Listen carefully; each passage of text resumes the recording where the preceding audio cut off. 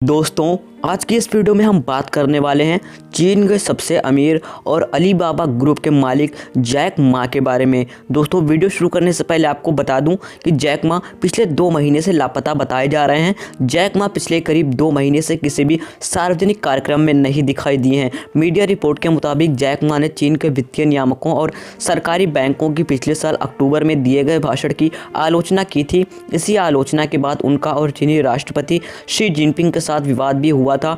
इस विवाद के बाद से वो लगभग 2 महीने से नजर नहीं आए हैं। दोस्तों, जैक मा चीन के सबसे अमीर व्यक्ति हैं और एशिया की दूसरे सबसे अमीर व्यक्ति हैं और एक सेवानिवृत्त चीनी व्यापार थैलीशाह निवेशक, राजनीतिक और परोपकारी हैं। वह एक बहुराष्ट्रीय प्रौद्योगिकी समूह अलीबाबा ग्रुप के सह संस्थापक और पूर्व कार्यकारी अध्यक्ष हैं।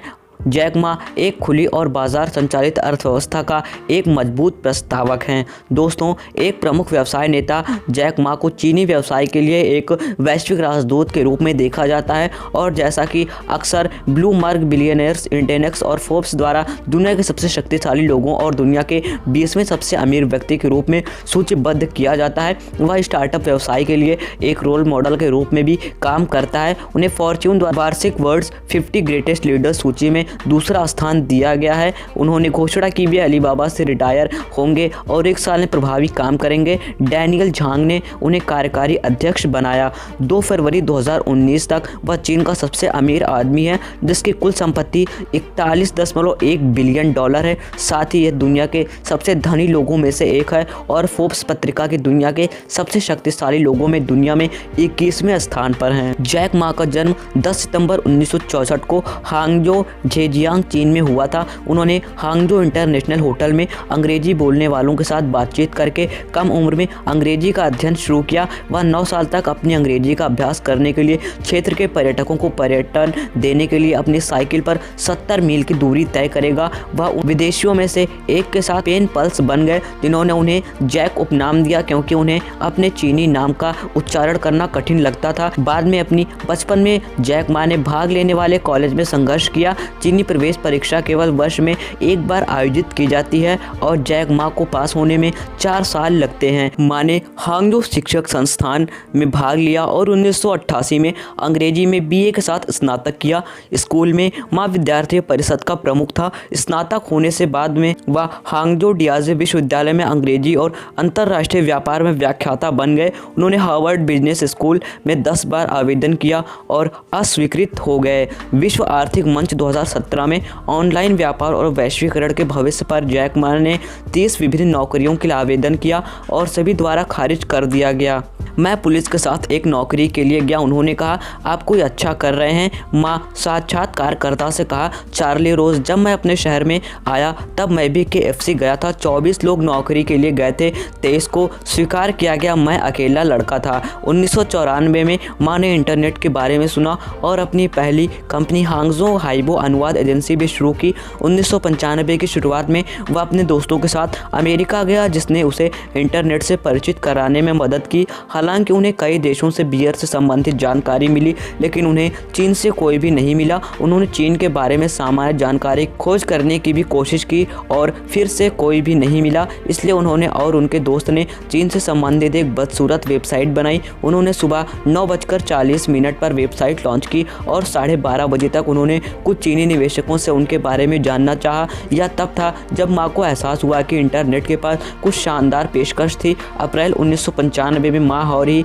यीबिंग ने चाइना पेज के लिए पहला कार्यालय खोला और माँ ने अपनी दूसरी कंपनी शुरू की। 10 मई 1995 को उन्होंने संयुक्त राज्य में डोमेन पंजीकृत किया। 3 वर्षों के भीतर कंपनी ने 50 लाख चीनी युआन बनाए थे, जो उस समय 8 लाख अमेरिकी डॉलर के बराबर थे। माँ ने अमेरिका में दोस्तों की मदद से चीनी कंपनियों के लिए वेबसाइट बनाना शुरू किया। उन्होंने कहा कि जिस दिन हम वेब से जुड़े, मैंने अपने घर पर दोस्तों और टीवी के लोगों को आमंत्रित किया और बहुत धीमे डायल अप कनेक्शन सेक्शन पर हमने 3.5 घंटे इंतज़ार किया और आधा पेज मिला। उसे याद आया, हमने पिया टीवी देखा और ताश खेला। इंतज़ार किया, लेकिन मुझे बहुत गर्व था, मैंने साबित किया कि इंटरनेट मौजूद है। एक सम्मेलन में माँ ने खुलासा किया कि उन्होंने वास्तव में कभी भी कोड की एक पंक्ति नहीं लिखी है और ना ही एक ग्राहक को एक बिक्री की है। उन्होंने 33 साल की उम्र में पहली बार एक कंप्यूटर का अधिग्रहण किया। 1998 से 1999 तक माँ ने China international electronic commerce centre, विदेश व्यापार और आर्थिक सहयोग मंत्रालय के एक विभाग द्वारा स्थापित एक सूचना प्रौद्योगिकी कंपनी का नेतृत्व किया।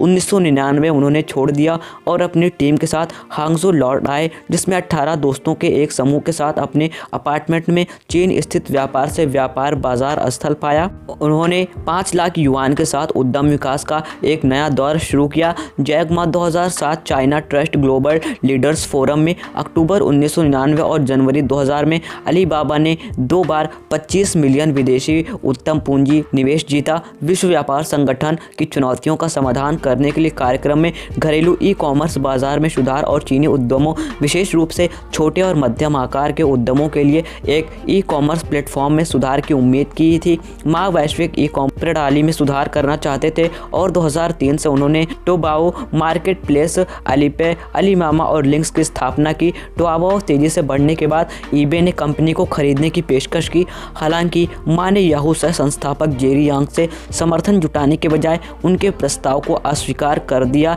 1 बिलियन के निवेश के साथ सितंबर 2014 में यह बताया गया कि अलीबाबा न्यूयॉर्क स्टॉक एक्सचेंज में एक प्रारंभिक सार्वजनिक पेशकश में 25 बिलियन से अधिक की वृद्धि कर रहा था। अमेरिकी वित्तीय इतिहास में सबसे बड़ी प्रारंभिक सार्वजनिक पेशकश 25 बिलियन जुटाने के बाद अलीबाबा दुनिया की सबसे मूल्यवान प्रौद्योगिकी कंपनियों में एक बन गई। माँ ने अलीबाबा ग्रुप के कार्यकारी अध्यक्ष के रूप में कार्य किया, जो कि 9 प्रमुख सहायक कंपनियों के साथ एक होल्डिंग कंपनी है, जैसे Taobao market place, T mall, eTao, Alibaba cloud computing और जुहा आसुआन, 1688.com, AliExpress.com और अलीपे। नवंबर 2012 में अलीबाबा के ऑनलाइन लेनदेन की मात्रा 1 ट्रिलियन युआन से अधिक थी। 2016 तक माँ बॉर्डियोक्स में, चैटिव द सोर्स कोटस डी बोरक में, चीटिव ग्योरी और बिले में चेटिव प्रेन्न कोर्स डी बोर्डो के मालिक हैं। 9 जनवरी 2017 को माँ ने ट्रंप टावर संयुक्त राज्य के राष्ट्रपति चुनाव डोनाल्ड ट्रंप के साथ मुलाकात की,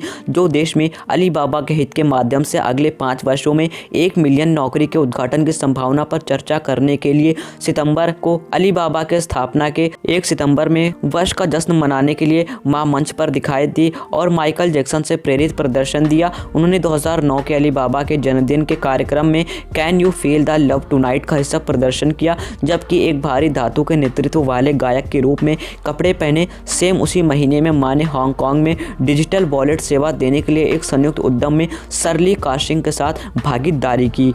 दोस्तों, माँ ने 10 सितंबर 2018 को घोषणा की वह आने वाले वर्ष में अलीबाबा ग्रुप होल्डिंग के कार्यकारी अध्यक्ष के रूप में पद छोड़ देंगे। माँ ने उन रिपोर्टों का खंडन किया कि उन्हें चीन सरकार द्वारा अलग हटने के लिए मजबूर किया गया था और कहा कि वह अपनी नींव के माध्यम से परोपकार पर ध्यान देना चाहते हैं। डैनियल झांग तब कार्यकारी अध्यक्ष के रूप में अलीबाबा के लिए आगे बढ़ने का मार्ग प्रशस्त करेंगे। और दोस्तों, आपको बता दूं, 2017 में माँ ने अपनी पहली कुंग-फू लघु फिल्म गोंग शौदा के साथ अभिनय की शुरुआत की। इसे double 11 shopping carnival singles day के सहयोग से फिल्माया गया था। उसी वर्ष उन्होंने एक गायन उत्सव में भी भाग लिया और अलीबाबा की 18वीं वर्षगांठ की पार्टी के दौरान नृत्य किया। तो दोस्तों, आज की हमारी वीडियो में इतना ही, मिलेंगे नेक्स्ट वीडियो में। और अगर आपको हमारी वीडियो पसंद आई तो वीडियो को लाइक ज़रूर करना और हमारे चैनल को सब्सक्राइब करके बेल आइकन को भी ज़रूर प्रेस कर दीजिएगा।